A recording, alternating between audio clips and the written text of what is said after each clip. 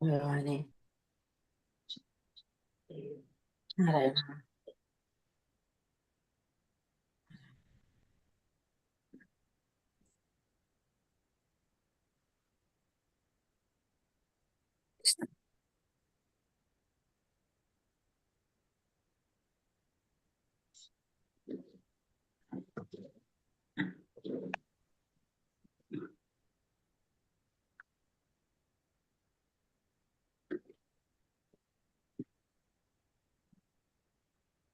ഹരേ കൃഷ്ണ. ഓം നമോ ഭഗവതേ വാസുദേവായ. ഓം നമോ ഭഗവതേ വാസുദേവായ. ഓം നമോ ഭഗവതേ വാസുദേവായ. ഓം അജ്ഞാനതിമിരാന്തസ്യ ജ്ഞാനാഞ്ജനാശലാകയ ചക്ഷുരുന്മീലിതം യേന തസ്മൈ ശ്രീഗുരവേ നമഃ. നമോ വിഷ്ണുപാദായ കൃഷ്ണപ്രേഷ്ഠായ ഭൂതലേ ശ്രീമതേ ഭക്തിവേദാന്ത സ്വാമിനിധി നാമിനേ. നമസ്തേ സാരസ്വതേ ദേവേ ഗൗരവാണി പ്രചാരിണേ നിർവിശേഷ ശൂന്യവാദി പാശ്ചാത്യദേശധാരിണേ. ജയ ശ്രീ കൃഷ്ണ ചൈതന്യ പ്രഭു നിത്യാനന്ദ ശ്രീ അദ്വൈത ഗദാധര ശ്രീവാസാദി ഗൗര ഭക്തവൃന്ദ. ഹരേ കൃഷ്ണ കൃഷ്ണ കൃഷ്ണ ഹരേ ഹരേ, ഹരേ രാമ രാമ രാമ ഹരേ ഹരേ. ഹരേ കൃഷ്ണ. ശ്രീ ശ്രീ രാധാ ഗോവിന്ദ ടെമ്പിൾ ഇസ്കോൺ ബാംഗ്ലൂരിന്റെ ഭഗവത്ഗീത ക്ലാസ്സിലേക്ക് എല്ലാവർക്കും സ്വാഗതം. ഹരേ കൃഷ്ണ. എല്ലാവർക്കും പ്രണാമം. അധ്യായം 3 കർമ്മ യോഗം. നമ്മുടെ 3-ാമത്തെ അധ്യായമാണ് നമ്മുടെ കർമ്മയോഗം. നമ്മള് എത്ര വരെ എടുത്ത ശ്ലോകം? 25 വരെ. ഓക്കെ. ഇന്നലെ നമ്മൾ എന്താ പറഞ്ഞത്? യജ്ഞങ്ങൾ ചെയ്യുന്നതിനെ കുറിച്ചൊക്കെ പറഞ്ഞത് അല്ലെ? ഇന്നലെ കർമ്മം ചെയ്യുന്നതിനെ കുറിച്ച് ഭഗവാൻ പറഞ്ഞു. കർമ്മം ചെയ്തേ പറ്റൂ എന്നുള്ളത് പറഞ്ഞിട്ടുണ്ടായിരുന്നു. പിന്നെന്താ കണ്ടത് ഇന്നലത്തെ ഭാഗത്തില്? നല്ലതാണ്. ഒരു ആചാര്യനെ കുറിച്ച്, ശ്രേഷ്ഠനായ ഒരു വ്യക്തി എന്ത് ചെയ്താലും മറ്റുള്ളവർ അത് അനുകരിക്കും. അതല്ലേ പറഞ്ഞത്? അതൊക്കെയല്ല നല്ല. പിന്നെ എല്ലാം ഭഗവാന് സമർപ്പിച്ചിട്ട് ആണ് ഉപയോഗിക്കേണ്ടത്. അല്ലാത്തവർ ആരാണെന്ന് പറഞ്ഞു? ചോരന്മാരാണെന്ന് പറഞ്ഞു അല്ലെ?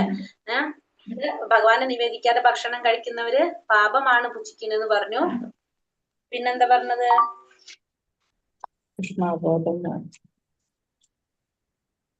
എന്താ മാതാജി? ഭഗവത് ഭക്തന്മാരെ സന്ത എന്ന് വിളിക്കുന്നു. സന്ത എന്ന് വിളിക്കുന്നതിനെ കുറിച്ച്, സന്ത എന്ന് വിളിക്കുക ഭഗവാന്റെ ഭക്തന്മാരെയാണ് സന്ത എന്ന് വിളിക്കുന്നത്. പിന്നെ എന്താണ്? കർമ്മം 3. അതെ, കർമ്മത്തിനെ കുറിച്ച് പറഞ്ഞു. കർമ്മം എന്താണ്, അകർമ്മം എന്താണ്, വികർമ്മം എന്താണ് നമ്മൾ ഇന്നലെ കണ്ടു. എന്താണ് കർമ്മം? ശാസ്ത്രവിധി പ്രകാരമുള്ളത്.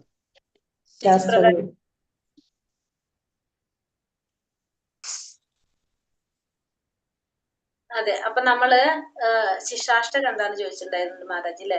ശിക്ഷാഷ്ടകം എന്ന് വെച്ച് കഴിഞ്ഞാല് ചൈതന്യ മഹാപ്രഭു നമുക്കാകെ 8 ഉപദേശങ്ങൾ, 8 ശ്ലോകങ്ങളായിട്ട്, 8 ശ്ലോകങ്ങൾ എന്ന് പറഞ്ഞാൽ 8 സ്റ്റാൻസ, അങ്ങനെ അത് മാത്രമാണ് നമുക്ക് ആകെ തന്നിരിക്കുന്നത്. അതിനാണ് ശിക്ഷാഷ്ടകം എന്ന് പറയുന്നത്. അത് നമുക്ക് ചൊല്ലാവുന്നതാണ്. ശരിക്കും നാമം ജപിക്കുന്നതിന് മുമ്പ് നമ്മളത് ചൊല്ലി എന്നിട്ടാണ് പിന്നെ 10 അപരാധം, 10 ഒഫൻസസ് ഉണ്ട് നമ്മളെ നാമാപരാധം എന്ന് പറയും. നമ്മള് നാമം ചെല്ലുമ്പോ ഉണ്ടാകാൻ പാടില്ലാത്ത അപരാധങ്ങൾ, അത് 10. അപ്പൊ അത് നമ്മൾ വായിച്ചിട്ടാണ് ശരിക്കും നമ്മൾ നാമജപം സ്റ്റാർട്ട് ചെയ്യുക. അപ്പൊ ഇസ്കോൺ ക്ഷേത്രങ്ങളിലൊക്കെ പോയി കഴിഞ്ഞാൽ നിങ്ങൾക്ക് അത് അറിയാൻ സാധിക്കും. അപ്പൊ അത് നമുക്ക് എല്ലാ എന്താ പറയാ ലാംഗ്വേജിലുള്ളവർക്കും അമ്പലത്തിൽ സേവയുണ്ട്. എല്ലാ ആഴ്ചയിലും ഒരു ദിവസം വരും. അപ്പൊ അതിന് താല്പര്യമുള്ള ഒരു പേര് കൊടുക്കാന്ന് പറഞ്ഞത്. ശിക്ഷാഷ്ടകം നമ്മൾ ഒരു പ്രാവശ്യം ചൊല്ലിക്കഴിഞ്ഞാൽ പിന്നെ നിങ്ങൾക്ക് മനസ്സിലാവും അതെങ്ങനെയാണെന്നുള്ളത്. പേരെടുക്കാം. 10 ഒഫൻസസ് ഇംഗ്ലീഷിലായതുകൊണ്ട് പിന്നെ നമുക്ക് വായിക്കാനായിട്ട് എല്ലാവർക്കും പറ്റുമല്ലോ, അത് വായിക്കാനല്ലേ ഉള്ളൂ. അതാ പറഞ്ഞത് കേട്ടോ. ഹരേ കൃഷ്ണ. നമ്മള് നിങ്ങൾക്ക് കേട്ടുകഴിഞ്ഞാൽ അറിയാൻ പറ്റും. അവിടെ അമ്പലത്തിൽ ആരതിയിലിരിക്കുമ്പോ നമ്മള് തുളസി ആരതി കഴിഞ്ഞിട്ട് ശിക്ഷാഷ്ടകം എന്ന് പറഞ്ഞിട്ട് ചൊല്ലുന്നത് അതാണ്. ശിക്ഷാഷ്ടകം എന്ന് പറയും. അതൊന്നിട്ട് തരുമോ മാതാജി? എങ്ങനെയാ അത്? അതെന്ന് വെച്ചാൽ ചേതോ ദർപ്പണ മാർജനം ഭവമഹാത. അതിന് വലിയ പ്രത്യേകിച്ച് ട്യൂണൊന്നുമില്ല. ചിലവർ ചൊല്ലുന്നവരുണ്ട് നല്ല ട്യൂണില് പറയാണ്. അപ്പൊ അതിന് അങ്ങനെ പ്രത്യേകിച്ച് നമുക്ക് വലിയ ട്യൂണൊന്നും ഉണ്ടാവില്ല. അതുകൊണ്ട് എല്ലാവർക്കും ചൊല്ലാൻ പറ്റുന്നത്. ചേതോ ദർപ്പണ മാർജനം ഭവമഹാധാവാഗ്നി നിർവാപണം ശ്രേയ കൈരവ ചന്ദ്രിക വിതരണം വിദ്യാവതു ജീവനം.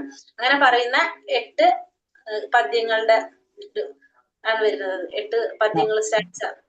അമ്മ ചെല്ലലുണ്ട് മാതാജി ഇസ്കോണില് പോയി. അതെ. അപ്പൊ അറിയാവുന്നൊരു പേര് തന്നിട്ടുള്ളൂ അതിനൊക്കെ. പിന്നെ അതുപോലെ തന്നെ നാമാപരാധം 10 ഒഫൻസസ്, അത് മലയാളത്തിൽ അല്ലെങ്കിൽ ഇംഗ്ലീഷിലാണ് വായിക്കുക. കാരണം എല്ലാവർക്കും അറിയാവുന്ന ലാംഗ്വേജ് നോക്കിയിട്ട് ഇംഗ്ലീഷ് അല്ലെങ്കിൽ ഹിന്ദി എടുക്കുക. അപ്പൊ നമ്മൾ ഇംഗ്ലീഷിലാണ് വായിക്കാറ് എപ്പോഴും. അതിനും നമുക്ക് പേരിട്ട് വെച്ച് കഴിഞ്ഞാല് നമുക്ക് ഇതേപോലെ തന്നെ ഒരു 10 ദിവസം കൂടുമ്പോ നമുക്ക് വരും. മലയാളം അറിയും. മലയാളത്തിലുണ്ടാവൂലേ? ഇംഗ്ലീഷ് മലയാളത്തിലുണ്ടാവില്ല അറിയില്ല. മാതാജി? മലയാളത്തിലുണ്ട്, അത് നമുക്ക് വായിക്കാം. പക്ഷെ മലയാളത്തിലും ഛേദോദർപ്പണം അത് ചെല്ലാൻ അറിയും മാതാജി. മാതാജി ഒന്ന് ഇതിലിട്ട് തരുമോ? വൈഷ്ണവ ഗീതങ്ങളിലുള്ള ബുക്ക് വാങ്ങിയിട്ടുണ്ട്, എല്ലാം അതിലുണ്ട്. അതെ, ഇട്ട് തരാൻ അതെ, വൈഷ്ണവ ഗീതങ്ങളിലുണ്ട്. അല്ലാതെ ഉണ്ടാവും കേട്ടോ. അത് പറഞ്ഞ ശരിയാ. വൈഷ്ണവഗീതം എന്ന് പറഞ്ഞൊരു ബുക്ക് ഉണ്ട്. അതിൽ നമ്മുടെ എല്ലാ ഗീതങ്ങളും അതിലുണ്ടാവും. നമ്മൾ ഈ ചൊല്ലുന്ന എല്ലാ പാട്ടുകളും അതിലുണ്ട്. അതല്ലെങ്കിൽ ഞാനൊരു കാര്യം ചെയ്യാം, നമ്മളൊരു ലിങ്ക് ഉണ്ട്, എല്ലാ ഗീതത്തിന്റെ വരുന്ന ലിങ്ക് ഉണ്ട്. അത് ഇട്ട് കഴിഞ്ഞാൽ നമുക്കത് ഓൺലൈനിൽ എടുക്കാൻ പറ്റും. ബുക്ക് വേണ്ട ആവശ്യമില്ല. അപ്പൊ നമ്മള് എത്ര വരെ ശ്ലോകം എത്തി? 25 വരെ എത്തിയിട്ടുണ്ടായിരുന്നു അല്ലെ? അപ്പൊ നമ്മൾ പറഞ്ഞു എന്ത് ചെയ്യണം? ഭഗവാൻ അർജുനനോട് പറഞ്ഞു, എനിക്കിതൊന്നും ചെയ്യേണ്ട ആവശ്യം ഉണ്ടായിരുന്നില്ല. അപ്പോ എന്ത് ചെയ്യാന്ന്? പക്ഷെ ഞാൻ ഇതൊക്കെ ചെയ്തത് എന്തിനു വേണ്ടിയിട്ടാണ്? മറ്റുള്ളവരെ ബോധ്യപ്പെടുത്താനായിട്ട്, അതായത് മനസ്സിലാക്കാൻ, മാതൃക കാണിച്ചു കൊടുക്കാൻ വേണ്ടിയിട്ടാണ് ഇതൊക്കെ ഞാൻ ചെയ്തതെന്നും ഭഗവാൻ അർജുനനോട് പറഞ്ഞു കൊടുക്കാണ്. കാരണം ഈ ലോകത്തിൽ എനിക്ക് ചെയ്യേണ്ടതായിട്ട് യാതൊന്നുമില്ല, പക്ഷെ എങ്കിലും എല്ലാം ചെയ്ത് കാണിച്ചത് മാതൃക കാട്ടാൻ വേണ്ടിയിട്ട്, മറ്റുള്ളവർക്ക് മാതൃക കാട്ടി കൊടുക്കാനും വേണ്ടിയിട്ടും പിന്നെ ഒരു സാമൂഹ്യ സ്വാസ്ഥ്യം പുലർത്താനും വേണ്ടിയിട്ടാണ് ഭഗവാൻ ഇതെല്ലാം ചെയ്ത് കാണിച്ചതെന്നും ഭഗവാൻ അർജുനനോട് പറയാണ്. അങ്ങനെയാണ് 23 കഴിഞ്ഞു. പിന്നെ 25-ാമത്തെ ശ്ലോകത്തിൽ എന്താ പറഞ്ഞത്?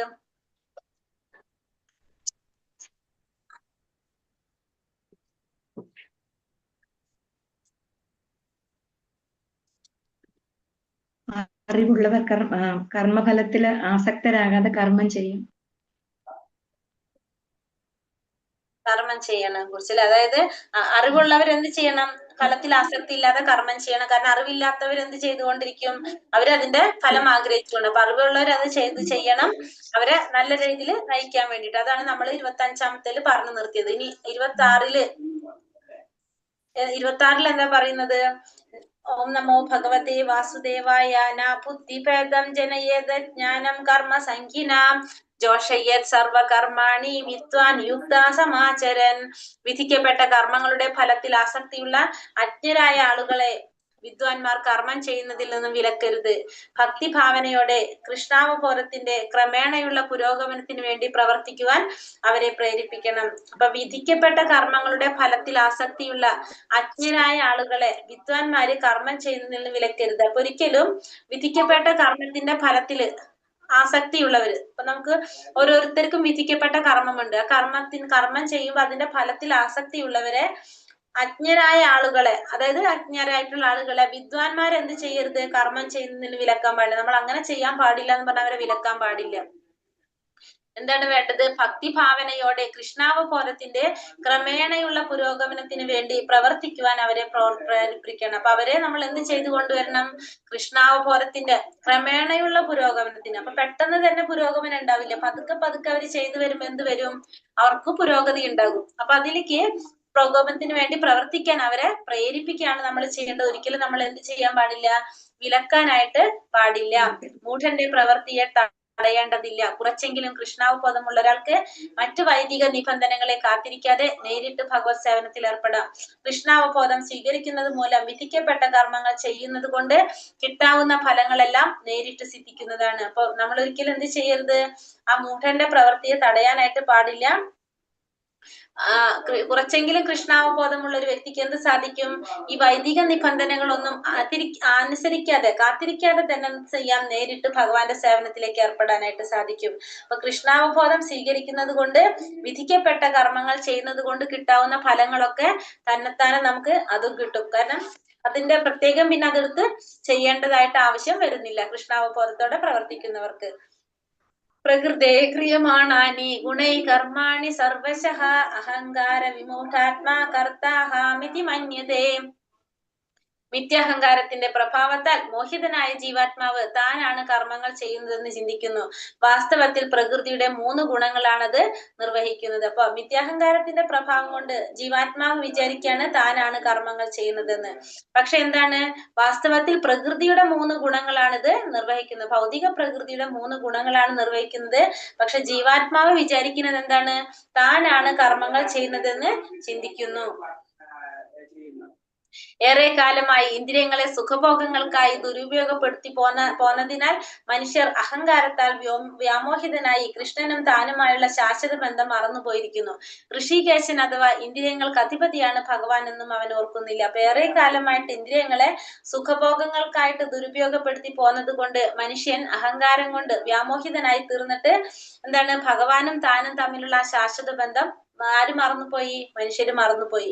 ഭഗവാൻ ഇന്ദ്രിയങ്ങളുടെ നാഥനാണ്, ഋഷികേശനാണ് എന്നുള്ളതും ആരോർക്കുന്നില്ല, മനുഷ്യന് ഓർക്കാനായിട്ട് സാധിക്കില്ല. അതാണ് ഭഗവാൻ എന്നുള്ളതും നമ്മള് മറന്നുപോയി.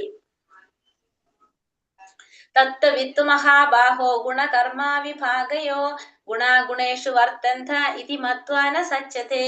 പരമസത്യം ഗ്രഹിച്ച ഒരാൾ ഭക്തിപരമായ പ്രവൃത്തിയും ഫലകാംക്ഷയോടെ ചെയ്യുന്ന കർമ്മവും തമ്മിലുള്ള വ്യത്യാസം നന്നായി മനസ്സിലാക്കുന്നു. അതുകൊണ്ട് അയാളുടെ മനസ്സ് ഇന്ദ്രിയങ്ങളിലോ അവയ്ക്കുണ്ടാകുന്ന ഭോഗങ്ങളിലോ വ്യാപരിക്കുന്നില്ല.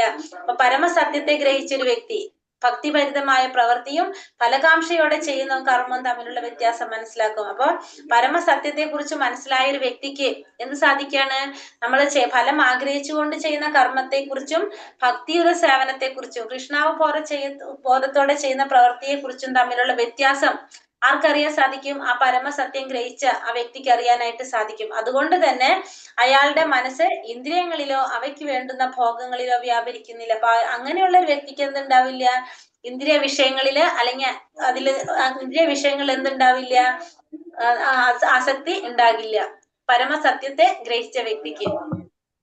ആ പരമസത്യത്തെ എങ്ങനെയൊക്കെ ഗ്രഹിക്കാൻ നമുക്ക് സാധിക്കും, ബ്രഹ്മ, പരമാത്മ, ഭഗവാൻ, അങ്ങനെ 3 ഭാവങ്ങളില് പരമസത്യത്തെ ഗ്രഹിക്കാനായിട്ട് സാധിക്കും. ബ്രഹ്മേതി, പരമാത്മേതി, ഭഗവാനീതി ശബ്ദത എന്നാണ് ഭാഗവതത്തിൽ പറയുന്നത്. അപ്പൊ ആ പരമസത്യത്തെ 3 ഭാവത്തില് നമുക്ക് എന്ത് സാധിക്കും, മനസ്സിലാക്കാനായിട്ട് സാധിക്കും. ബ്രഹ്മം, പരമാത്മ, ഭഗവാൻ. അത് മനസ്സിലാക്കുന്നവനെ നമുക്ക് എന്ത് പറയാം, തത്വവിത്ത് എന്ന് ഭാഗവതം വിളിക്കും. ശ്രീമദ് ഭാഗവതത്തില് അവരെ പറയുന്നത് തത്വവിത്ത് എന്നാണ്. പരമപുരുഷനുമായി തന്റെ ബന്ധത്തെ കുറിച്ചുള്ള വാസ്തവികാവസ്ഥ അയാൾ ശരിക്കും അറിഞ്ഞിട്ടുണ്ട്. അപ്പൊ താനും ഭഗവാനും തമ്മിലുള്ള യഥാർത്ഥ ബന്ധത്തെ കുറിച്ച് അറിഞ്ഞ വ്യക്തി ആ പരമസത്യത്തെ ബ്രഹ്മം, പരമാത്മ, ഭഗവാൻ എന്നീ ഭാവങ്ങളില് മനസ്സിലാക്കുന്ന വ്യക്തിയെ ശ്രീമദ് ഭാഗവതം തത്വവിത്ത് എന്ന് വിളിക്കുന്നു. പ്രകൃതേ ഗുണസമ്മൂഢ സജ്ജന്തേ ഗുണകർമ്മസു താന കൃഷ്ണവിദോ മന്താൻ കൃഷ്ണവിന്നാ വിചാലയേത്. പ്രകൃതിയുടെ ത്രിഗുണങ്ങളാൽ മോഹിതരായി അജ്ഞാനികൾ ഭൗതിക കർമ്മങ്ങളിൽ വ്യാപൃതരാകുന്നു. തന്മൂലം അവയിൽ ആസക്തരാവുകയും ചെയ്യുന്നു. അറിവില്ലായ്മ കൊണ്ട് അധമമായ പ്രവൃത്തികളിൽ ഏർപ്പെട്ടിരിക്കുന്നവരെ അഭിജ്ഞർമാർ വിക്ഷുബ്ധരാക്കരുത്. ഇവര് എന്താ പറഞ്ഞത്, പ്രകൃതിയുടെ ത്രിഗുണങ്ങളാൽ മോഹിതരായിട്ട് അജ്ഞാനികൾ എന്ത് ചെയ്യാണ്, ഭൗതികമായിട്ടുള്ള കർമ്മങ്ങളിൽ ഏർപ്പെട്ടുകൊണ്ടേയിരിക്കും അവര്. അപ്പൊ അതുകൊണ്ട് തന്നെ അവരെന്തിലാണ്, അതിനോട് ആസക്തരാവുകയും ചെയ്യും. അറിവില്ലായ്മ കൊണ്ട് അവരെന്ത് ചെയ്തു പോകും, അധമമായ പ്രവൃത്തിയിൽ ഏർപ്പെട്ടു പോവുകയും ചെയ്യും. അപ്പൊ പ്രകൃതിയുടെ ത്രിഗുണങ്ങളാൽ കൊണ്ട് മോഹിതരായിക്കൊണ്ട് അജ്ഞാനികള് ഭൗതികമായ കർമ്മങ്ങളിൽ ഏർപ്പെട്ടു പോകും.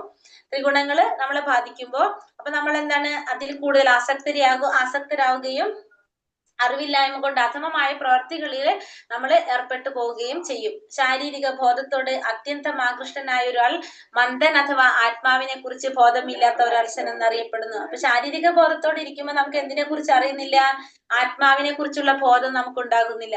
അങ്ങനെ ആത്മാവിനെ കുറിച്ച് ബോധമില്ലാത്ത ഒരു അലസനാണെന്നാണ് അങ്ങനെയുള്ളവരെ പറയുക. കാരണം ശാരീരിക ബോധത്തോട് ആകൃഷ്ടനായതുകൊണ്ട് അയാൾക്ക് എന്തിനെ കുറിച്ചുള്ള അറിവില്ല, ആത്മാവിനെ കുറിച്ചുള്ള ഒരു അറിവ് അയാൾക്ക് ഉണ്ടാകുന്നില്ല.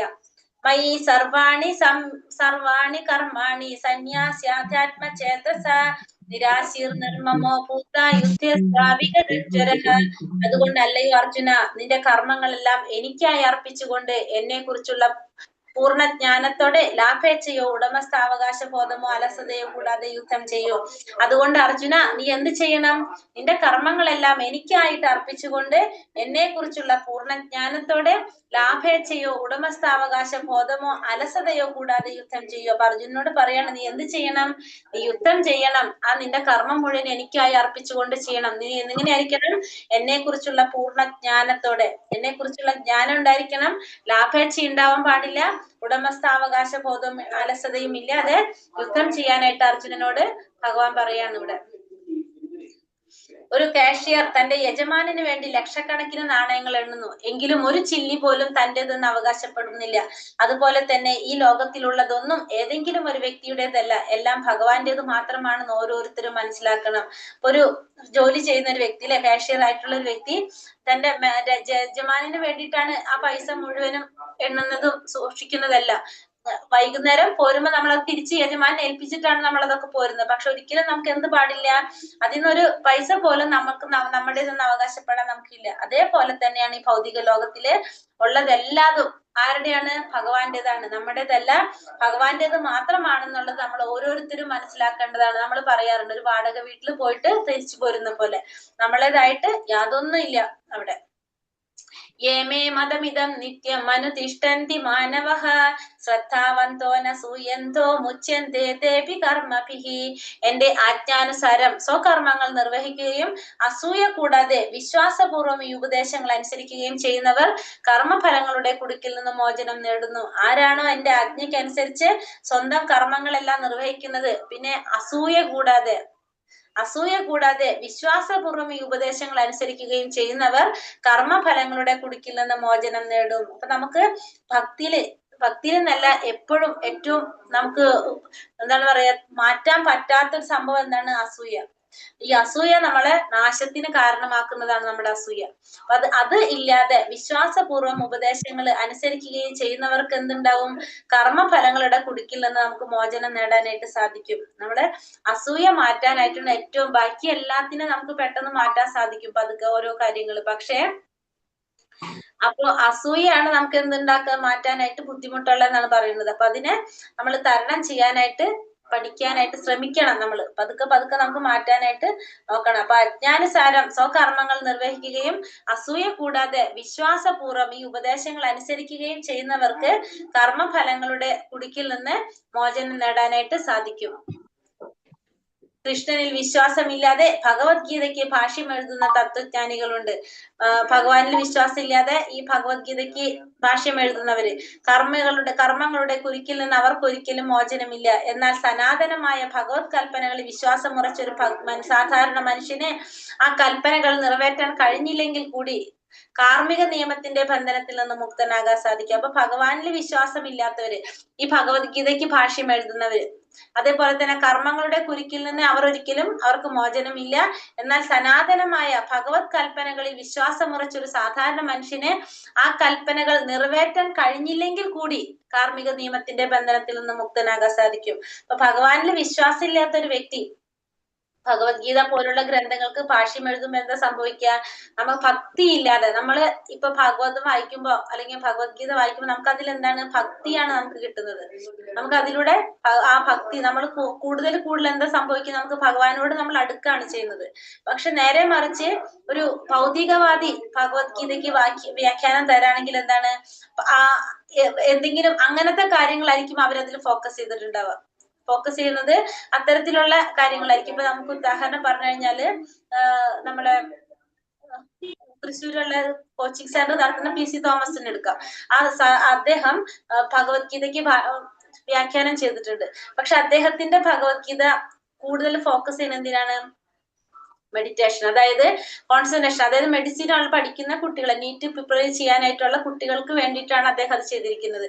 അപ്പൊ അതില് നമ്മളെ കൂടുതൽ അദ്ദേഹം ഫോക്കസ് ചെയ്തിരിക്കുന്നതിനെ കുറിച്ചാണ്, അത്തരത്തിലുള്ള കാര്യങ്ങൾക്കാണ്.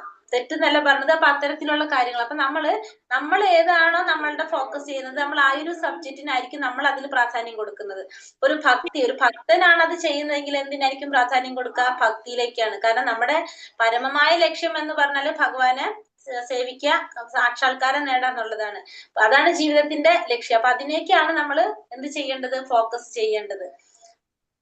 അപ്പൊ ഒരു ഭക്തൻ അങ്ങനെ എന്താ പറയാ കർമ്മങ്ങളുടെ കുരുക്കിൽ നിന്ന് അവർക്ക് ഒരിക്കലും മോചനം ഉണ്ടാകില്ല, ഭക്തനല്ലാത്ത വ്യക്തിക്ക്. പക്ഷെ ഒരു ഭക്തനായ വ്യക്തി, ഒരു ഭക്തൻ, ഭഗവാന്റെ കൽപ്പനകളിൽ വിശ്വാസം ഉറച്ച ഒരു സാധാരണ മനുഷ്യൻ, ഭഗവാൻ പറയുന്ന കാര്യങ്ങൾ നമുക്ക് നിറവേറ്റാൻ സാധിച്ചില്ലെങ്കിൽ കൂടി അവർക്ക് എന്തില്ല, കാർമ്മിക നിയമത്തിന്റെ ബന്ധനത്തിൽ അവര് വരുന്നില്ല, ഒരു ഭക്തനെ സംബന്ധിച്ച്. നാനുതിഷ്ഠന്തി മേ മതം സർവജ്ഞാന വിമൂഢാംസ്താൻ വിദ്ധി നഷ്ടാന ചേതസഃ. അസൂയാലുക്കളായി എന്റെ ഉപദേശങ്ങളെ അവഗണിക്കുകയും അനുസരിക്കാതിരിക്കുകയും ചെയ്യുന്നവരെ ഒട്ടും അറിവില്ലാത്തവരും മൂഢരുമായി കണക്കാക്കണം. പൂർണ്ണത നേടുന്നതിനുള്ള അവരുടെ യത്നങ്ങൾ വിഫലമാക്കപ്പെടുകയും ചെയ്യുന്നു. അപ്പൊ അസൂയാലുക്കളായിട്ട് ഭഗവാന്റെ ഉപദേശങ്ങൾ അവഗണിക്കുക, അനുസരിക്കാതിരിക്കുക, അങ്ങനെയുള്ളവരെ നമ്മൾ എന്താണ്, അറിവില്ലാത്തവരാണ്, മൂഢന്മാരാണെന്ന് പറയാം. പൂർണ്ണത നേടാനുള്ള അവരുടെ യത്നങ്ങളെല്ലാം എന്താണ്, വിഫലമാക്കപ്പെടും. അവർക്ക് പൂർണ്ണത നേടാനായിട്ട് സാധിക്കില്ല, അവരുടെ പ്രവർത്തികള് അതിന് പരിപൂർണതയിലേക്ക് എത്തിക്കാനായിട്ട് സാധിക്കില്ല. അനുസരണ കെട്ട അയാൾ എത്ര വലിയവനായാലും ശരി, ഹൃദയശൂന്യത കൊണ്ട് ആത്മാവിനെ കുറിച്ചോ പരബ്രഹ്മത്തെ കുറിച്ചോ പരമാത്മാവിനെ കുറിച്ചോ ഭഗവാനെ കുറിച്ചോ ഒന്നും അറിയാത്തവനാണ്. അതുകൊണ്ട് ജീവിതത്തിന്റെ പരിപൂർണതയെ പറ്റി അയാൾക്ക് അറിയാൻ വകയില്ല. അനുസരണ കെട്ട അയാള് എത്ര വലിയവനായാലും ശരി, ഹൃദയശൂന്യത കൊണ്ട് ആത്മാവിനെ കുറിച്ചോ പരബ്രഹ്മത്തെ കുറിച്ചോ പരമാത്മാവിനെ കുറിച്ചോ ഭഗവാനെ കുറിച്ചോ ഒന്നും അറിയാത്തവനാണ്. അതുകൊണ്ട് തന്നെ ജീവിതത്തിന്റെ പരിപൂർണതയെ കുറിച്ച് അയാൾക്ക് എന്തുണ്ടാവില്ല, ഒരറിവും ഉണ്ടാകില്ല. സദൃശ്യം ചേഷ്ടതേ സ്വാസ്യ പ്രകൃതേ ജ്ഞാനവാനപി പ്രകൃതിം യാന്തി ഭൂതാനി നിഗ്രഹ കിം കരിഷ്യതി. തന്റെ പ്രകൃതിക്ക് അനുയോജ്യമായി തന്നെയാണ് ജ്ഞാനിയും പ്രവർത്തിക്കുന്നത്. ത്രിഗുണങ്ങളിൽ നിന്ന് ആർജിച്ച സ്വഭാവത്തിനനുസരിച്ച് എല്ലാവരും പ്രവർത്തിക്കുന്നു. നിഗ്രഹം കൊണ്ട് എന്ത് പ്രയോജനം? ഇവിടെ എന്താ പറഞ്ഞ, തന്റെ പ്രകൃതിക്ക് അനുയോജ്യമായി തന്നെയാണ് ജ്ഞാനിയും പ്രവർത്തിക്കുന്നത്. എന്താണ്, പ്രകൃതിക്ക് അനുസൃതമായിട്ട് തന്നെയാണ് ജ്ഞാനിയും പ്രവർത്തിക്കുന്നത്. ത്രിഗുണങ്ങളിൽ നിന്ന് ആർജിച്ച സ്വഭാവത്തിനനുസരിച്ച് എല്ലാവരും പ്രവർത്തിക്കുന്നു. എന്ത് പ്രയോജനം? നിഗ്രഹം കൊണ്ട് എന്ത് പ്രയോജനം? അപ്പൊ എല്ലാവരും പ്രവർത്തിക്കുന്നത് എങ്ങനെയാണ്, പ്രകൃതിയുടെ ആ ഗുണങ്ങൾക്ക് അനുസൃതമായിട്ടാണ് എല്ലാവരും പ്രവർത്തിക്കുന്നത്. അതിൽ നിന്ന് മോചിതരാകാനായിട്ട് ആർക്കും സാധിക്കില്ല. ആ ത്രിഗുണങ്ങളിൽ നിന്ന് ആർജിച്ച സ്വഭാവത്തിനനുസരിച്ച് തന്നെയാണ് എല്ലാവരും പ്രവർത്തിക്കുന്നത്. ആർക്കും അതിൽ നിന്ന് എന്തില്ല, ഒരു മോചനമില്ല. അപ്പൊ നിഗ്രഹം കൊണ്ട് എന്താണ് പ്രയോജനം? പൂർണ്ണമായും കൃഷ്ണാവബോധവനാകാതെ ആരും തനിക്ക് വിധിക്കപ്പെട്ട കർമ്മങ്ങൾ ഉപേക്ഷിക്കാൻ പാടില്ല. അപ്പൊ എല്ലാവരും എന്ത് ചെയ്തിരിക്കണം, വിധിക്കപ്പെട്ട കർമ്മങ്ങൾ നമ്മൾ എല്ലാവരും ചെയ്തിരിക്കണം. പൂർണ്ണമായിട്ടും കൃഷ്ണാവബോധത്തിൽ വരുന്ന ഒരു വ്യക്തി, ആ വ്യക്തിക്ക് മാത്രമാണ് എന്ത് വരുന്നത്, വിധിക്കപ്പെട്ട കർമ്മങ്ങളൊന്നും ചെയ്യേണ്ടാത്ത ആവശ്യമില്ലാത്തത്. ഭഗവാൻ ലാസ്റ്റ് പറയണത് അല്ലെ, സർവധർമാൻ പരിത്യജ, എല്ലാ ധർമ്മങ്ങളും പരിത്യജിച്ച് ഭഗവാനെ ശരണം പ്രാപിക്കുക. അത് ആർക്കാ സാധിക്കുന്നത്? പൂർണ്ണമായിട്ടും കൃഷ്ണാവബോധത്തിൽ വന്നൊരു വ്യക്തി, എല്ലാതും ഉപേക്ഷിച്ച് ഭഗവാനെ ശരണം പ്രാപിക്കുന്നവര്.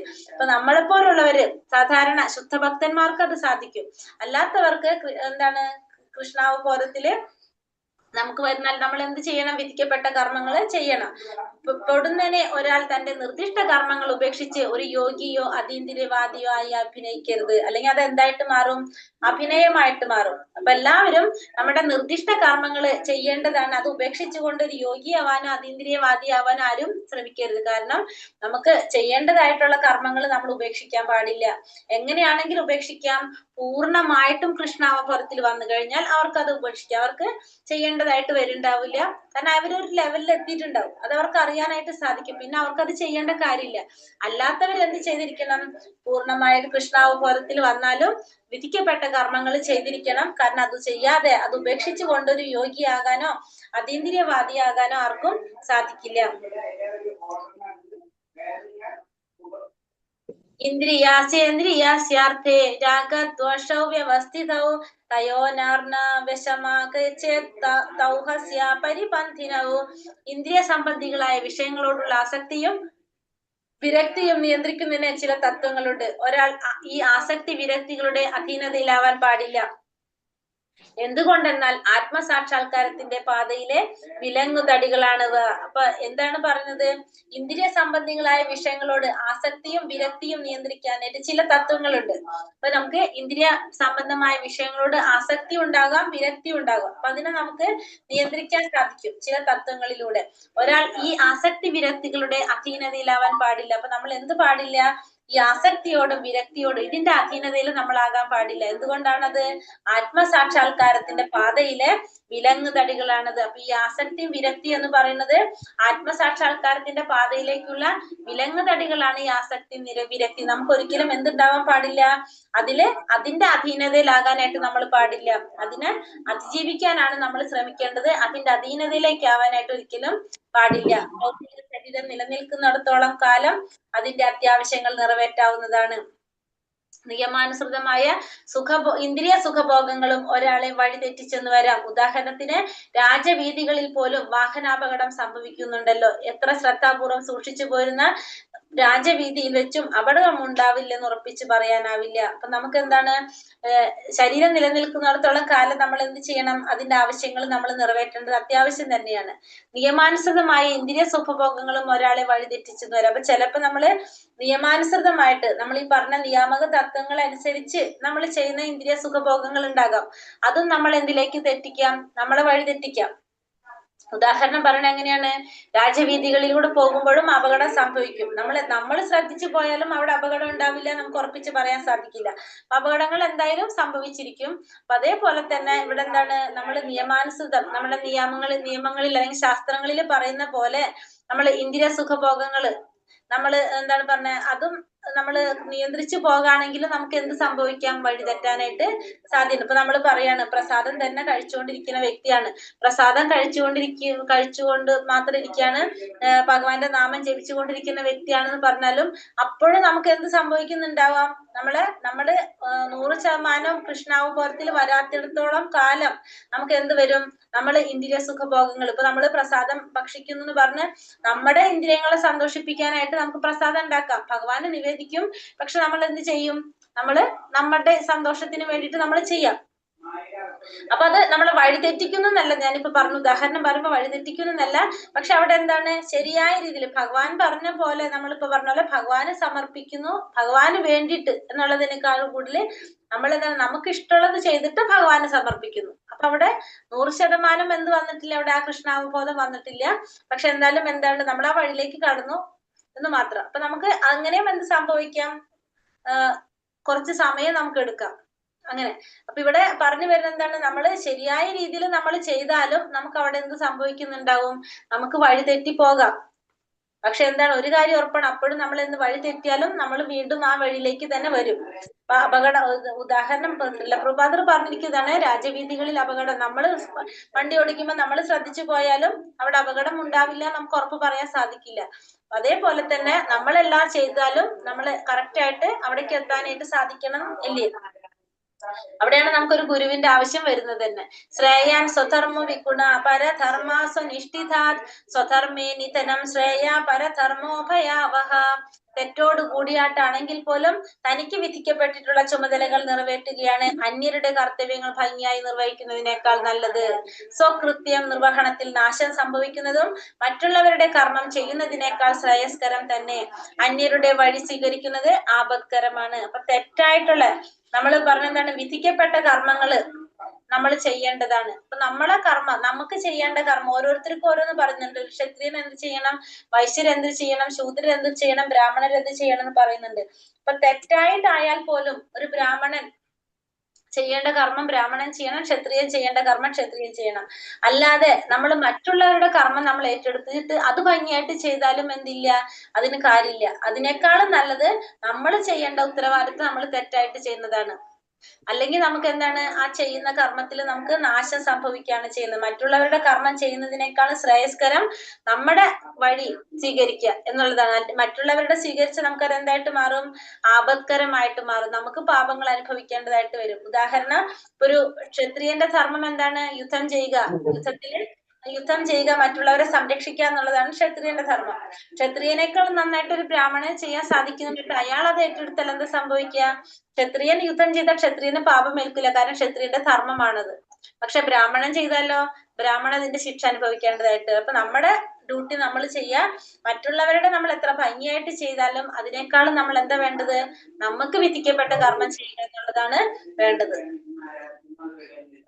ഭൗതികമായാലും ആധ്യാത്മികമായാലും തനിക്ക് വിധിക്കപ്പെട്ട കർമ്മങ്ങളിൽ തന്നെ മരണം വരെയും ഉറച്ചു നിൽക്കുന്നവരാണ് മറ്റുള്ളവരെ അനുകൂലിക്കുന്നതിനേക്കാൾ നല്ലത്. അപ്പൊ നമ്മളത് ഭൗതികമായിട്ട് പറഞ്ഞാലും ആത്മീയമായിട്ട് പറഞ്ഞാലും എന്ത് വേണം? മറ്റുള്ളവരുടെ കർമ്മങ്ങള് ഏറ്റെടുക്കുന്നതിനേക്കാളും നല്ലത് മരണം വരെ സ്വന്തം കർമ്മത്തിൽ, തനിക്ക് വിധിക്കപ്പെട്ട കർമ്മത്തിൽ ഉറച്ചു നിൽക്കുക എന്നുള്ളതാണ് ഏറ്റവും നല്ലതായിട്ടുള്ള പ്രവൃത്തി. അഥ കേന പ്രയുക്തോയം പാപം ചരതി പുരുഷ തനി അനിച്ചന്നപി വാർഷ്ണേയ ബലാതിവാനിയോജിതഃ. അപ്പൊ അർജുനൻ എന്താ പറയുന്നത്? അർജുനൻ ചോദിക്കുകയാണ്, വാർഷ്ണേയ, ഏതിനാലാണ് ഒരാൾ തനിക്ക് ഇഷ്ടമില്ലെങ്കിൽ പോലും ബലാത്കാരണ എന്ന പോലെ പാപം ചെയ്യാൻ പ്രേരിതനാകുന്നത്? അപ്പൊ ഒരാൾക്ക് തനിക്ക് ഇഷ്ടമില്ലെങ്കിൽ പോലും ബലാത്കാരണ പാപം ചെയ്യാൻ പ്രേരിതനാകുന്നത് എന്തുകൊണ്ടാണ് എന്നിവിടെ അർജുനൻ ചോദിക്കാണ്. അന്തര്യാമിയായ പരമാത്മാവിന് പ്രചോദിതങ്ങളല്ല ദുഷ്കർമ്മങ്ങൾ മറ്റൊരു കാരണമാണ് അതിന് പിന്നിൽ. അപ്പൊ നമ്മുടെ ദുഷ്കർമ്മങ്ങൾ നമ്മൾ ചെയ്യുന്നതിന് കാരണം നമ്മളുള്ളിൽ ഇരിക്കുന്ന പരമാത്മാവല്ല, അതിന് വേറൊരു കാരണമാണ് അതിനുള്ളതെന്ന് ഇവിടെ പറഞ്ഞു തരാണ്. അപ്പൊ നമ്മുടെ ഉള്ളില് പരമാത്മാവായിരിക്കുന്ന ഭഗവാൻ, നമ്മൾ പറയില്ലേ എല്ലാം ചെയ്യിക്കുന്നത് ഭഗവാൻ തന്നെ അല്ലേന്ന്. അപ്പൊ അതല്ല എന്നിവിടെ പറയാണ്, ഭഗവാനല്ല നമ്മുടെ എല്ലാ പ്രവർത്തികൾക്കും കാരണം. എന്താണ് പിന്നെ? ശ്രീ ഭഗവാനുവാച കാമ ഏഷാ ക്രോധ ഏഷാ രജോ ഗുണാ സമുദ്ഭവഃ മഹാശനോ മഹാപാപ വിദ്യേനാമിഹ വൈരിണം. ഭഗവാൻ പറഞ്ഞു, അല്ലയോ അർജുന, രജോ ഗുണവുമായുള്ള സമ്പർക്കത്തിൽ നിന്നുണ്ടാകുന്നതും പിന്നീട് ക്രോധമായി തീരുന്നതുമായ കാമമാണ് ഇങ്ങനെ പ്രേരിപ്പിക്കുന്നത്. എല്ലാം നശിപ്പിക്കുന്ന ഈ മഹാപാപമാണ് ഇഹലോകത്തിലെ ശത്രു. അപ്പൊ എന്താണ്? രജോ ഗുണത്തിന്റെ സമ്പർക്കം കൊണ്ടുണ്ടാകുന്നത് പിന്നീട് അത് ക്രോധമായിട്ട് തീരുന്നതുമായിട്ടുള്ള കാമമാണ് ഇങ്ങനെ പ്രേരിപ്പിക്കുന്നത്. അതാണ് ഈ ഇഹലോകത്തിലെ ശത്രു എന്ന് പറയുന്നത് കാമമാണ്. അർജുനോട് പറയുന്ന രജോ ഗുണത്തിന്റെ സമ്പർക്കത്തിൽ നിന്നുണ്ടാകുന്നതും പിന്നീട് ക്രോധമായിട്ട് തീരുന്നതുമായിട്ടുള്ള കാമമാണ് ഇങ്ങനെ ചെയ്യിപ്പിക്കുന്നത്. ഈ ശത്രു, ഇതാണ് എന്ത്? ഇഹലോകത്തിലെ ശത്രു എന്ന് പറയുന്നത് ഈ കാമമാണ്. ഒരു ജീവസത്ത ഭൗതിക സൃഷ്ടിയുമായി ബന്ധപ്പെടുമ്പോൾ രജോ ഗുണവുമായുള്ള സമ്പർക്കത്തിന്റെ ഫലമായി അവന്റെ ശാശ്വതമായ കൃഷ്ണപ്രേമം കാമമായി പരിണമിക്കുന്നു. പാല് പുളി രസത്തിന്റെ സമ്പർക്കത്താൽ തൈരാവുന്നത് പോലെ ഒരു ജീവാത്മാവ് ഭൗതിക പ്രകൃതിയുമായിട്ട് ബന്ധപ്പെട്ട് വരുമ്പോ രജോ ഗുണവുമായുള്ള സമ്പർക്കത്തിന്റെ ഫലമായിട്ട് ഭഗവാനോടുള്ള കൃഷ്ണപ്രേമം എന്തായിട്ട് മാറും? എല്ലാവരുടെ ഉള്ളിലും എന്തുണ്ട്? ഭഗവാനോടുള്ള പ്രേമമുണ്ട്. അത് കാമമായിട്ട് മാറും. ഭൗതിക ലോകത്തിൽ വരുമ്പോ ഭൗതിക പ്രപഞ്ചവുമായിട്ട് ബന്ധപ്പെട്ട് ആ രജോ ഗുണത്തിന്റെ സമ്പർക്കം കൊണ്ട് നമുക്ക് എന്ത് സംഭവിക്കും? ഭഗവാനോടുള്ള പ്രേമം കാമമായിട്ട് മാറും. അതെങ്ങനെയാണ്? പാല് പുളിരസത്തിന്റെ സമ്പർക്കത്തിൽ തൈരായിട്ട് മാറുന്നത് പോലെ. കാമവും പ്രേമവും തമ്മിലുള്ള വ്യത്യാസം എന്താണെന്നറിയാവോ? ഹരേ കൃഷ്ണ. കാമം എന്ന് പറഞ്ഞാൽ ആഗ്രഹം, പ്രേമം പ്രേമം എന്ന് പറഞ്ഞാൽ ഇഷ്ടം. ഇഷ്ടം. അതായത് കാമം എന്ന് പറഞ്ഞാല് നമ്മുടെ ഇന്ദ്രിയങ്ങളെ സന്തോഷിപ്പിക്കാൻ വേണ്ടി, നമ്മുടെ ഇന്ദ്രിയ തൃപ്തിപ്പെടുത്താൻ വേണ്ടി നമ്മൾ ചെയ്യുന്നതാണ് എന്ത്? കാമം. നമ്മളെ ആഗ്രഹങ്ങളെ തൃപ്തിപ്പെടുത്താൻ വേണ്ടിയിട്ട് നമ്മൾ പ്രവർത്തിക്കുന്നതാണ് എന്ത്? കാമം എന്ന് പറയുന്നത്. പ്രേമം എന്ന് പറഞ്ഞാല് കുറച്ചും കൂടി നല്ലൊരു വാക്കാണ്. പ്രേമം എന്ന് പറഞ്ഞാല് ഭഗവാന്റെ ഇന്ദ്രിയങ്ങളെ സന്തോഷിപ്പിക്കാൻ വേണ്ടി ചെയ്യുന്നതാണ് എന്ത്? പ്രേമം എന്ന് പറയുന്നത്. പ്രേമം എന്ന് പറഞ്ഞാല് ഭഗവാന്റെ ഇന്ദ്രിയങ്ങളെ സന്തോഷിപ്പിക്കാൻ വേണ്ടി ചെയ്യുന്ന പ്രവൃത്തികളാണ് പ്രേമം എന്ന് പറയുന്നത്. നമ്മുടെ ഇന്ദ്രിയങ്ങളെ സന്തോഷിപ്പിക്കാൻ വേണ്ടി ചെയ്താൽ എന്തായിട്ട് മാറും? കാമമായിട്ട് മാറും. അപ്പൊ അത് ശാശ്വതമായ കൃഷ്ണപ്രേമം എന്ന് പറഞ്ഞത്, പ്രേമം നമുക്ക് ശാശ്വതമായിട്ടുള്ളത്. നമ്മുടെ എല്ലാവരുടെ ഉള്ളിൽ എന്തുണ്ട്? ആ പ്രേമമുണ്ട്. പ്രേമം ഒരിക്കലും അപകടകരമായിട്ടുള്ളതല്ല. അതെപ്പോഴും സന്തോഷം ഉണ്ടാവുന്നതാണ്. പ്രേമത്തിൽ ഉണ്ടാവുന്ന ദുഃഖം നമുക്കത് ആസ്വദിക്കാൻ സാധിക്കുന്ന ഒരു ദുഃഖമാണ് പ്രേമം കൊണ്ട് ഉണ്ടാവുന്നത്. ഇപ്പൊ വിരഹ ദുഃഖം. കാരണം ആ ഒരു ദുഃഖം നമുക്ക് ശരിക്കും നല്ല രീതിയിലൊരു ഫീലിങ്സ് ആണ് നമുക്ക് അവിടെ കിട്ടുന്നത്. കൂടുതൽ നമുക്ക് അടുപ്പം കൂടാണ് ചെയ്യുന്നത് ആ വിരഹം. ഇപ്പൊ ഗോപികമാരായിട്ടുള്ള ഭഗവാനുമായിട്ടുള്ള ബന്ധം. പക്ഷെ കാമം അങ്ങനെയല്ല. അതെന്താണ്? നശിപ്പിക്കുന്നതാണത് കാമം. കാമം പ്രേമം തമ്മിലുള്ള വ്യത്യാസം അവിടെയാണ്. പാല് പുളിരസത്തിന്റെ സമ്പർക്കത്താൽ തൈരായിട്ട് മാറുന്നത് പോലെ.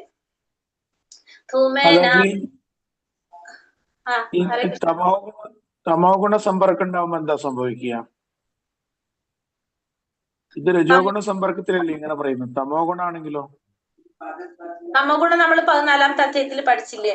തമോ ഗുണാണെങ്കിൽ നമ്മൾ അലസന്മാരായിരിക്കും, നമ്മള് ശാസ്ത്രത്തിന് വിരുദ്ധമായിട്ട് പ്രവർത്തിക്കുന്നവരായിരിക്കും, തന്നിഷ്ടത്തിന് ജീവിക്കുന്നവരായിരിക്കും. അതായത് തോന്നിയ പോലെയുള്ള വ്യക്തികൾ എന്ന് പറയാം. നമുക്ക് തോന്നിയ പോലെ ജീവിക്കുന്നവരൊക്കെ ഇല്ലേ? അങ്ങനെ എല്ലാത്തിനും അതിന്റെയും റിസൾട്ട് ഇപ്പൊ ഈ രജോ ഗുണത്തില് ഇതാകുമ്പോ കാമം ഉണ്ടാവുന്നു, അങ്ങനെ സംഭവിക്കുന്നതുമായി തന്നെ തമോ ഗുണത്തിനും ബാധകം. തമോ ഗുണം എന്ന് വെച്ചിട്ടുണ്ടെങ്കിൽ ഒന്നും കൂടി താഴ്ത്തു പോകുന്നവരാണ്. രജോ ഗുണത്തിലുള്ളവരെന്ന് വെച്ചിട്ടുണ്ടെങ്കിൽ അവർക്ക് കാമം ഉണ്ടാകുന്നല്ലാതെ എന്താ പറയാ, പ്രഭു ചോദിച്ചത് ഈ ഒരു ഇതിലാണ് പറഞ്ഞത്, ഈ കാമം പ്രാമം അതെ വെച്ചിട്ട്.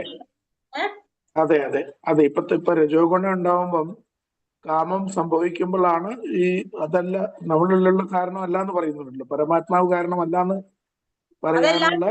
അതിപ്പോ രജോ ഗുണത്തിന്റെ മാത്രല്ല, എല്ലാത്തിലും അങ്ങനെയാണല്ലോ. ഇത്തരത്തിലുള്ള പ്രശ്നങ്ങൾ കാമം വരുന്നത് എന്തുകൊണ്ടല്ല, ഭഗവാനുമായിട്ട് ബന്ധമില്ലല്ലോ. അത് നമ്മുടെ രജോ ഗുണം കൂടുന്നവർക്ക് ആഗ്രഹങ്ങൾ കൂടുതലായിരിക്കുന്നു മാത്രം. തമോ തമോ ഗുണത്തിലും അത് തന്നെയല്ലേ ബാധകം? തമോ ഗുണത്തിലും അത് തന്നെയല്ലേ ബാധകം? തമോ ഗുണത്തിലുള്ളവരും ആഗ്രഹങ്ങൾ ഉണ്ടായിരിക്കും, പക്ഷെ അവരുടെ ആഗ്രഹങ്ങൾ പൈശാചികമായിരിക്കും. അതായത് മറ്റുള്ളവർ ഉപദ്രവിക്കാനായിട്ട് അവരുടെ ആഗ്രഹങ്ങൾ വേറെ ആയിരിക്കും കുറച്ചും കൂടി. ഇതെന്ന് വെച്ചിട്ടുണ്ടെങ്കിൽ രജോ ഗുണത്തിൽ കറക്റ്റ് ആയിട്ട് പറയുന്നുണ്ട്. രജോ ഗുണത്തിലുള്ള ആഗ്രഹങ്ങൾ എന്ന് പറയുമ്പോ ഇപ്പൊ സ്ത്രീ പുരുഷന്റെ കുറിച്ച് പറയണമെങ്കിൽ സ്ത്രീ പുരുഷൻ തമ്മിലുള്ള ഒരു ആകർഷണം കൂടുതലായിരിക്കും നമ്മൾ പറയുന്നുണ്ട് രജോ ഗുണത്തില്. പക്ഷെ തമോ ഗുണത്തില് അവരുടെ ആഗ്രഹങ്ങൾ എന്താണ്, മറ്റുള്ളവരെ നശിപ്പിക്കാൻ വേണ്ടി, അതായത് അവര് ശാസ്ത്രത്തിന് വിരുദ്ധമായിട്ട് പ്രവർത്തിക്കുന്നവരാണ് തമോ ഗുണത്തിലുള്ളവര്. അപ്പൊ അവരുടെ ആഗ്രഹങ്ങളും ആ രീതിയിലുള്ളതായിരിക്കും. പക്ഷെ രജോ ഗുണത്തിലുള്ളവരെന്താണ്, അവര് സന്തോഷമായിട്ട് ജീവിക്കാൻ വേണ്ടിയിട്ട് ചെയ്യുന്ന കാര്യങ്ങളാണ് അവര്. മനസ്സിലായി. മറ്റൊരു എന്നുവെച്ചാൽ അവരെ നശിപ്പിക്കാൻ അല്ലെങ്കിൽ മറ്റുള്ളവരെ നശിപ്പിക്കാൻ വേണ്ടിയിട്ട് ചെയ്യുന്ന കാര്യങ്ങളായിരിക്കും, അതായത് ശാസ്ത്രവിരുദ്ധമായിട്ട് പ്രവർത്തിക്കുന്നവര്. പക്ഷെ ഇവരെങ്ങനെയാന്ന് വെച്ചിട്ടുണ്ടെങ്കിൽ ഇവർക്ക് അങ്ങനെയല്ല. ഇവരെന്ന് വെച്ചിട്ടുണ്ടെങ്കിൽ ഇവര് സ്വന്തമായിട്ട് ഇവരുടെ സന്തോഷത്തിന് വേണ്ടിയിട്ടാണ് ഇവർ കഷ്ടപ്പെടുന്നതും അതിനു വേണ്ടി പ്രവർത്തിക്കുന്നവരായിരിക്കും രജോ ഗുണത്തിലുള്ളവർ. ധൂമേനാമ്രിയതേ വന്യര്യഥാധർച്ചോ മലേന ച യഥോൽബേനാവൃതോ ഗർഭസ്തഥാ തേനേദമാവൃതം. പുകതീൻ എന്ന പോലെയും പൊടി കണ്ണാടി എന്ന പോലെയും ഗർഭാശയം ഭ്രൂണത്തെ എന്ന പോലെയും ജീവാത്മാവിനെ വ്യത്യസ്തമായ അളവിലുള്ള കാമം ആവരണം ചെയ്തിരിക്കുന്നു. അപ്പൊ ഈ കാമമാണ് കാരണം എന്ന് ഭഗവാൻ പറഞ്ഞു അല്ലെ. അതെങ്ങനെയാണ് ഓരോ ജീവാത്മാവിനെ ആവരണം ചെയ്തിരിക്കുന്നത് പറയാണ്. പുകതീൻ എന്ന പോലെ, പിന്നെ പൊടി കണ്ണാടി എന്ന പോലെ, ഗർഭാശയം ഭ്രൂണത്തെ എന്ന പോലെ ജീവാത്മാവിനെ വ്യത്യസ്തമായ അളവുകളിൽ കാമം ആവരണം ചെയ്തിരിക്കുന്നു. നമ്മള് കഴിഞ്ഞതിൽ പഠിച്ചിട്ടുണ്ടായിരുന്നു. പുകതീൻ എന്ന പോലെ എന്ന് പറയുമ്പോ മനുഷ്യരുടെ ജീവാത്മാക്കളാണെന്ന് കണ്ടു. പൊടി കണ്ണാടി എന്ന പോലെ എന്ന് പറയുമ്പോ പക്ഷി മൃഗങ്ങളിലെ ജീവാത്മാക്കളാണ്. ഗർഭാശയം ഭ്രൂണത്തെ എന്ന പോലെ എന്ന് പറയുമ്പോ വൃക്ഷങ്ങളിലെ ജീവാത്മാവ്. അതിനാണ് ഇങ്ങനെ പല തരത്തില് കാമം ആവരണം ചെയ്തിരിക്കുന്നതായിട്ട് പറയുന്നത്. ഗർഭാശയത്തിൽ ആവൃതമായിരിക്കുന്ന ഭ്രൂണം നിസ്സഹായ അവസ്ഥയെ കാട്ടുന്നു. അത്തരം ജീവിതം വൃക്ഷങ്ങളുടേതിന് സമമാണത്. നിസ്സഹായമായ ഒരു അവസ്ഥയാണ്, അവർക്കൊന്നും ചെയ്യാൻ സാധിക്കില്ല.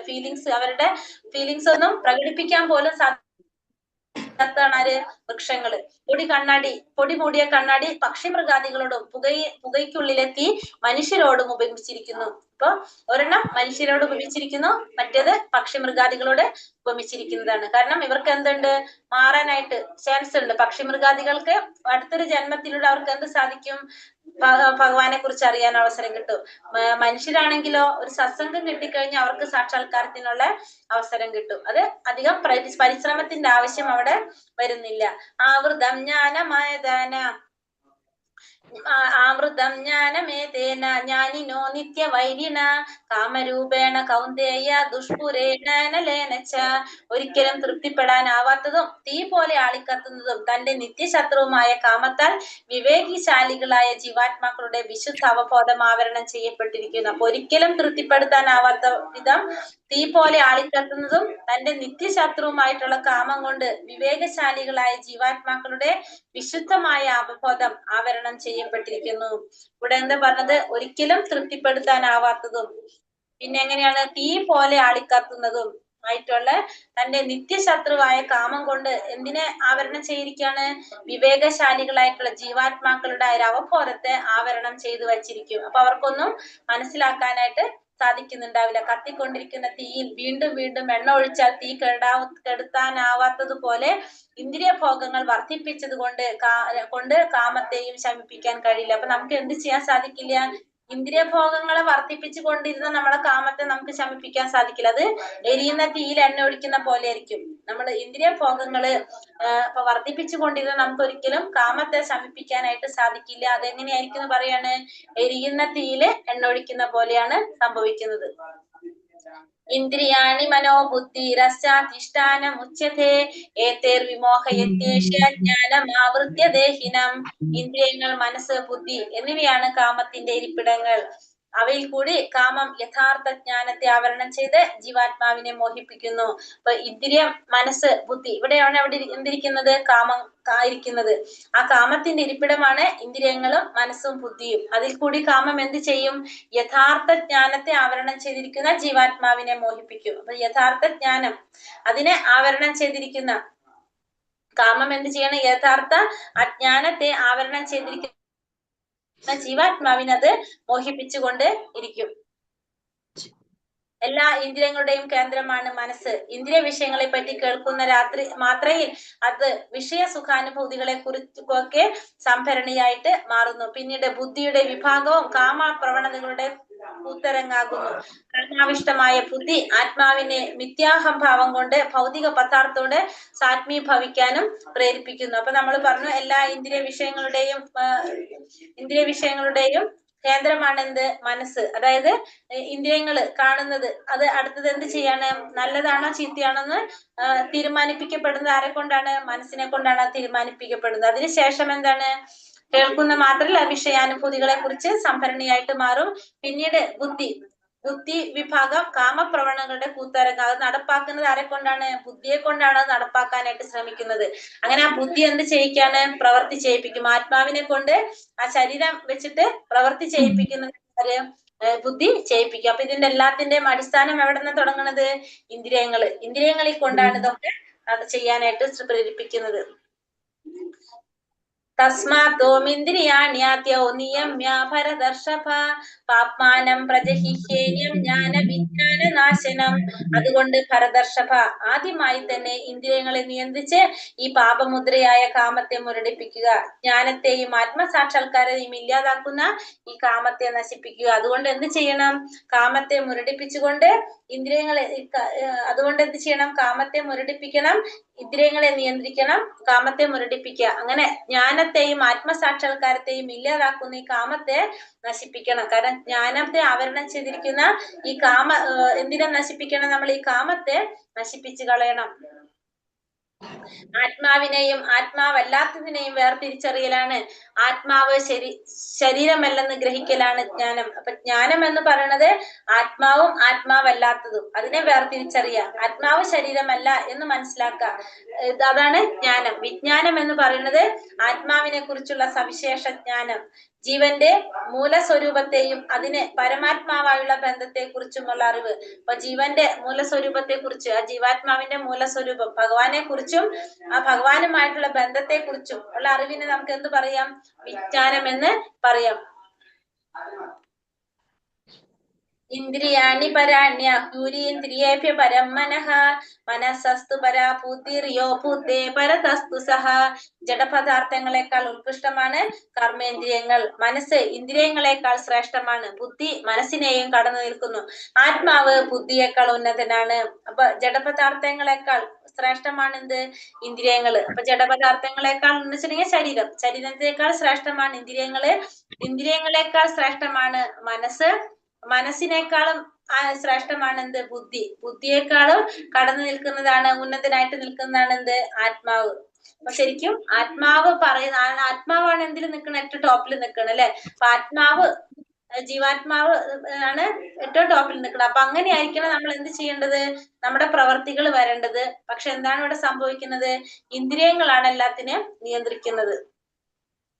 ആത്മാവ് ഭഗവാനുമായി നേരിട്ട് സമ്പർക്കം പുലർത്തുമ്പോൾ അതിന്റെ നിയന്ത്രണത്തിലുള്ള ബുദ്ധി, മനസ്സ്, ഇന്ദ്രിയങ്ങൾ ഇവയെല്ലാം സ്വാഭാവികമായി ഭഗവാനിൽ തന്നെ വ്യാപരിപ്പിക്കും. അപ്പൊ നമുക്ക് ഭഗവാനുമായിട്ട് ആത്മാവിനെ കണക്ട് ചെയ്യാൻ സാധിച്ചു കഴിഞ്ഞാൽ സ്വാഭാവികമായിട്ടും നമ്മുടെ ബുദ്ധി, മനസ്സും ഇന്ദ്രിയങ്ങളെല്ലാം നമുക്ക് നിയന്ത്രിക്കാനായിട്ട് സാധിക്കും. അല്ലെങ്കിൽ എന്താണ്?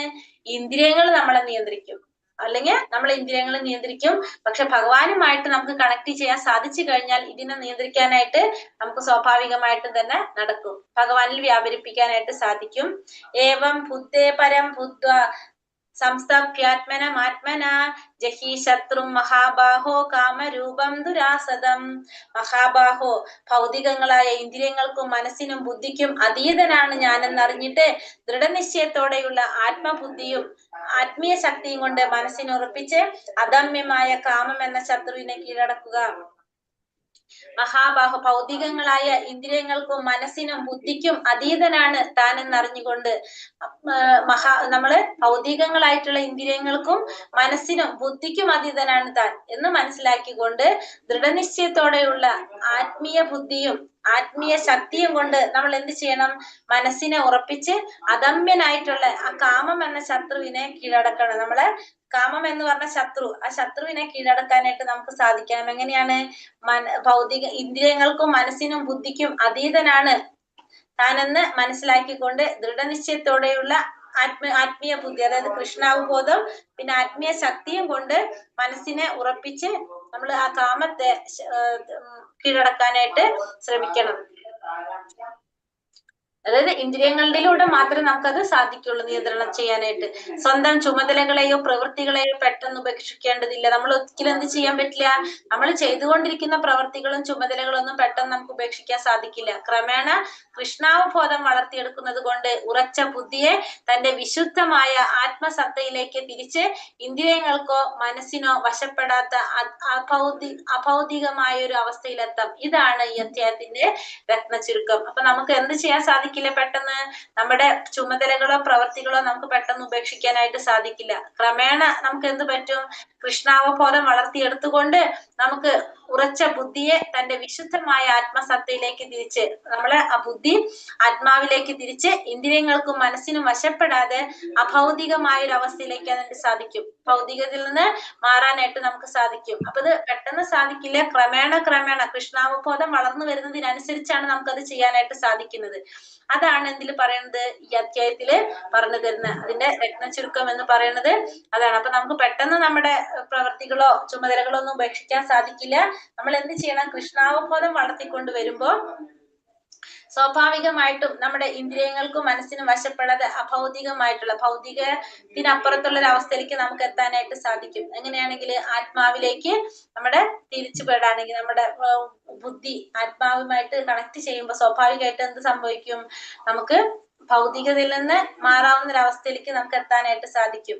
അത് കൃഷ്ണാവബോധം വളർന്നു വരുമ്പോ തന്നെത്താനെ നമുക്ക് വരുന്നതാണ് ഓരോരോ കാര്യങ്ങൾ. അപ്പൊ അതിനു വേണ്ടിയിട്ട് ഇപ്പൊ നമ്മളെ പ്രവർത്തികളോ ചുമതലകളോ ഒന്നും നമുക്ക് ഉപേക്ഷിക്കേണ്ട ആവശ്യം ഉണ്ടാവില്ല. നമ്മൾ എന്ത് ചെയ്യാ? കൃഷ്ണാവബോധം പ്രാക്ടീസ് ചെയ്യുക. അതാണ് നമ്മൾ ബേസിക്കലി നമ്മൾ ചെയ്യേണ്ടത്. ഇപ്പോ കൃഷ്ണാവബോധം പ്രാക്ടീസ് ചെയ്യാന്ന് മാത്രം. ഹരേ കൃഷ്ണ കൃഷ്ണ കൃഷ്ണ ഹരേ ഹരേ, ഹരേ രാമ രാമ രാമ രാമ ഹരേ ഹരേ. കൃപാ സിന്ധോഭ്യേവ ച പതിതാനാം പാവനേഭ്യോ വൈഷ്ണവേഭ്യോ നമോ നമ. അനന്തകോടി വൈഷ്ണവ വൃന്ദി കി ജയ്. ശ്രീല പ്രഭുപാദ് കി ജയ്. ഗുരുദേവി കി ജയ്.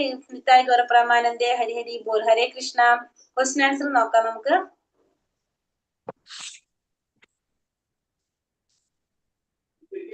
ഇനി ഏതൊക്കെയുള്ളത്?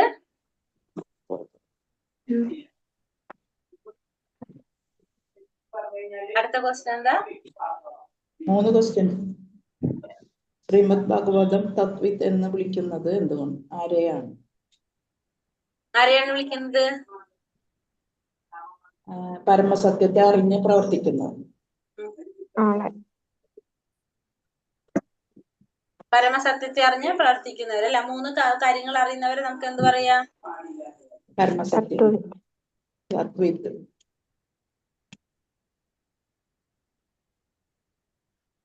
അടുത്ത ചോദ്യം എന്താണ്? ആത്മസാക്ഷാത്കാരത്തിന്റെ പാതയിലെ വിലങ്ങുതടികൾ ഏതല്ല? ഏതൊക്കെയാണ്? ആസക്തിയും വിരക്തിയും. ആസക്തിയും വിരക്തിയും.